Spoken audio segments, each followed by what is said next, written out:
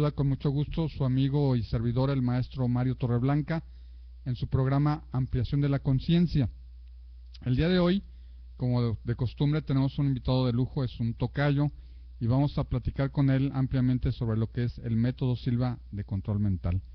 Fue una de las primeras técnicas y métodos que se desarrollaron en forma integral a principios de los 70 como una forma de desarrollo personal y también como un método místico, ¿no? Y de hecho lo desarrolló un místico. De eso vamos a platicar con todo lujo de detalles. Te esperamos tu comunicación por correo, por chat o por el teléfono.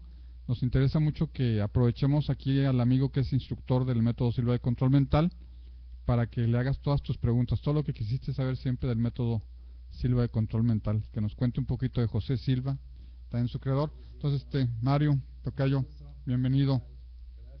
Muchas gracias por estar con nosotros. Y aquí estaremos, yo creo, compartiendo ideas muy interesantes, ¿verdad? Sí. Bueno, Mario es colega, es licenciado en psicología en la Universidad Metropolitana de la Ciudad de México.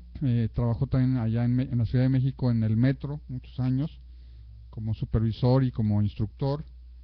Y también nos platicaba que durante 10 años aproximadamente fuiste instructor del método Silva de control mental.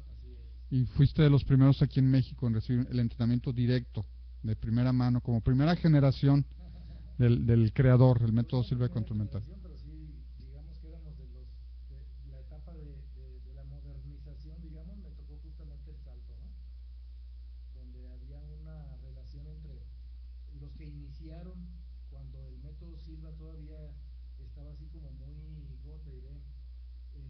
Pues ahora sí que empezando, ¿verdad? Y era demasiado esotérico para esa época, de alguna manera, y se empezaba a enfocar un poquito más hacia lo que realmente el ser humano podía hacer y se podía demostrar.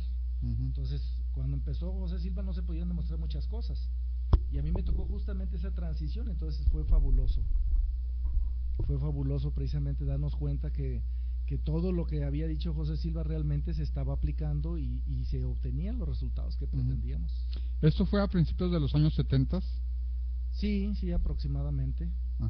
Y de alguna manera, una vez que empezó a evolucionar, digamos, ya ves que en algún momento te platicaba que efectivamente José Silva empezó a hacer como tours por todo México, en muchos estados estuvo.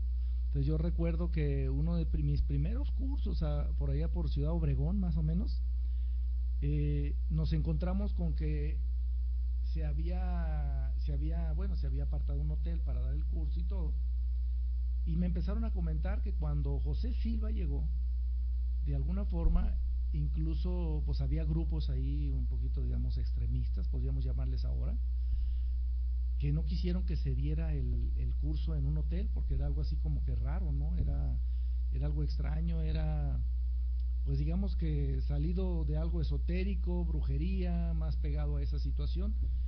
Y en la actualidad sabemos que pues no es más que el uso de los recursos personales, pero en aquella época cuando llegó, me acuerdo que me dijeron que cancelaron el hotel, la misma, ahora sí que la policía llegó a cancelarles, ¿verdad? Y tuvieron que hacerlo en una casa privada para poder dar el curso. Incluso a la mitad del curso llegó todavía una patrulla para preguntar si no se les ofrecía algo. Si no habían hipnotizado a alguien o embrujado o algo así vete a raro, saber, ¿no? La verdad sí, yo creo que fue una transición extraordinaria. En esa época, como había poco conocimiento científico en relación a lo que el ser humano puede hacer, pues la verdad es que eran muchos cuestionamientos y había mucha fuerza pues de la ignorancia. Y ahora todavía nos falta mucho por conocer, y sin embargo pues creo que hemos dado un poquito más de pasos hacia adelante en relación a comprender qué puede hacer el ser humano a través de su propia habilidad y capacidad mental. Y que fue de los primeros métodos muy claros, tiene un estilo muy directo y muy sencillo, fácil de entender y fácil de aplicar. Exactamente, fíjate, justamente lo que acabas de tocar es, yo creo que lo extraordinario de esta metodología. En primer lugar, o sea, es sumamente práctico de tal forma que muchas de las técnicas que uno aprende ahí las sigue usando como situación cotidiana en nuestra vida. Por ejemplo, el control del dolor. O sea, normalmente hay una técnica ahí que se llama anestesia de guante, y que sin embargo de inmediato, o sea, una vez que la aplica uno, se acostumbra y la puede aplicar para cualquier cosa, pues incluso para evitar hemorragias en uno mismo. Y aquí sabemos que